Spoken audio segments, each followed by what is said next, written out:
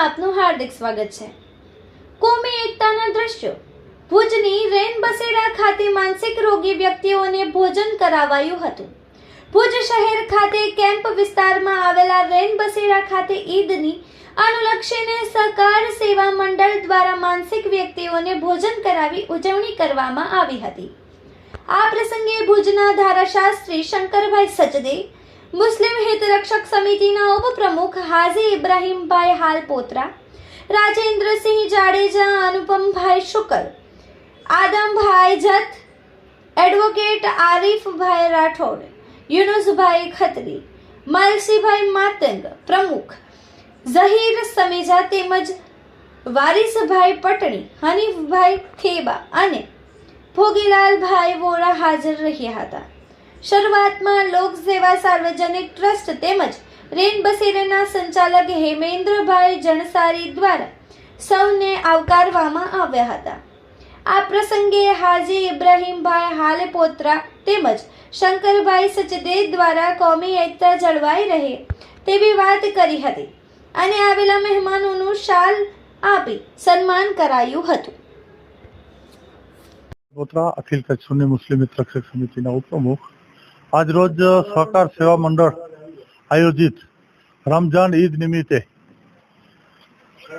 રેન બસેરા મધ્યે અંધ, પાગલ અને બિચારા ઘર વિહોણા જે વ્યક્તિઓ છે તેને સાથે ઈદ મનાવવા માટેનો એક પ્રોગ્રામ રાખેલ હતો। તેમને જમાડી અને સારા માણસોની કઈ રીતે ઈદ થાય તે બાબતેના આ પ્રયાસો છે। ભગવાન અમારી આ બંદગીને કબૂલ કરે, કારણ કે મુસ્લિમ સમાજ રમજાન મહિનો આખો મહિનો નમાજ, રોજા, હજ, જકાત અને અન્ય ઇબાદતો કરેલ છે। તેની સાથે સાથે આ દિન દુખિયા અને જે અર્ધ પાગલ જેમને પોતાના પરિવારની પણ સમજણ ન હોય અને પોતાના શરીરની પણ વધારે પડતી સમજણ ન હોય તેવા પરિવારો, વ્યક્તિઓ સાથે જ્યારે આપણે ઈદની નિમિત્તે તેમને ભોજન સમારંભનો એક પ્રોગ્રામ રાખેલો હતો, તે પ્રોગ્રામમાં હાજરી આપી અને અમારી ઇબાદતને ક્યાંક ને ક્યાંક સરળતા બનાવીએ તે માટેના આ પ્રયાસો છે।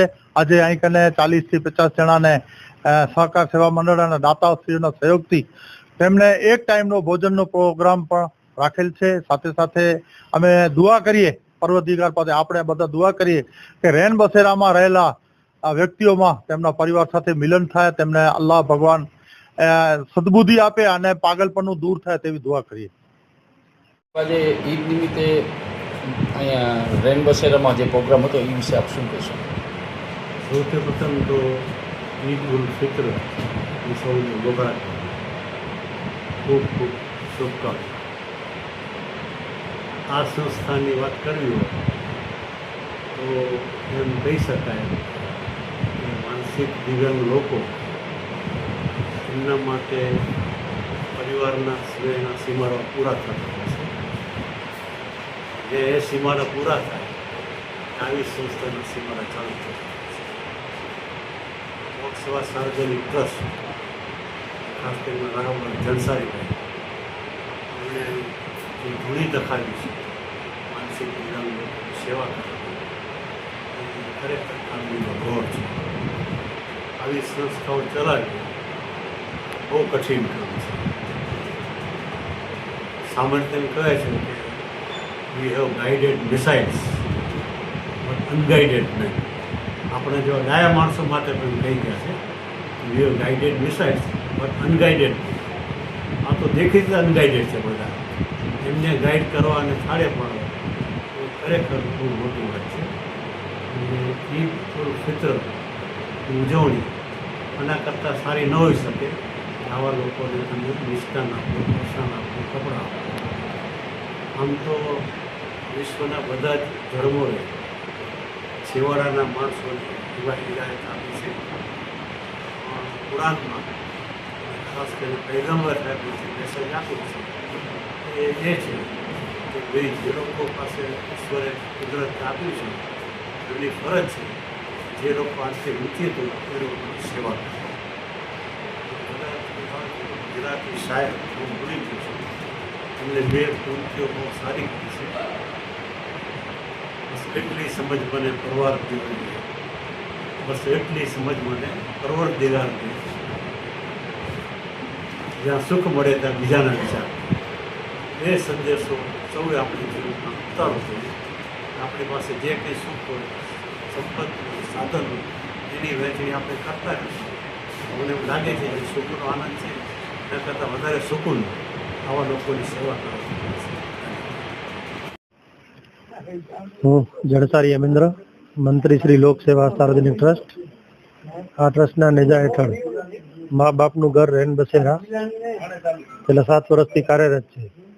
અને હર હંમેશની જેમ મારા મુસ્લિમ બિરાદર ભાઈઓ ઈદની ઉજવણી નિમિત્તે અમારા આશ્રમમાં આવી અને ઘર વિહોણા માનસિક લોકોને વિશિષ્ટ ભોજન કરાવતા હોય છે. ત્યારે હું આ સૌ મુસ્લિમ બિરાદરોને ઈદની શુભકામનાઓ પાઠવું છું. અને હર હંમેશની જેમ આ માનસિક રીતે જે બીમાર લોકો છે, ઘર વિહોણા લોકો છે, ઘરથી વિખૂટા પડી ગયેલા લોકો છે, આવા લોકો માટે જે ખરેખર સેવાકીય કાર્ય કરી રહ્યા છે એ બદલ સહકાર યુવક મિત્ર મંડળ અને એમની સમગ્ર ટીમને હું ખૂબ ખૂબ શુભેચ્છા પાઠવું છું. સહકાર યુવક મંડળ છેલ્લા ઘણા વર્ષોથી હિન્દુ મુસ્લિમના તમામ તહેવારોની ઉજવણી કરે છે અને એક ભાઈચારાના નાતા હેઠે અને ભાઈચારો જળવાઈ રહે એવા સતત પ્રયાસો સાથે આ સેવાના કાર્યો સહકારી યુવક મંડળ દ્વારા કરવામાં આવે છે. ખાસ કરીને એમના પ્રમુખ જહીરભાઈ સમેજા, એમને હું ખૂબ ખૂબ શુભેચ્છાઓ પાઠવું છું કે આવા સતત નાના નાના કાર્યક્રમો કરી અને ખૂબ જ મોટું સેવાનું કાર્ય કરી રહ્યા છે. તો એમની સમગ્ર ટીમને અભિનંદન પાઠવું છું.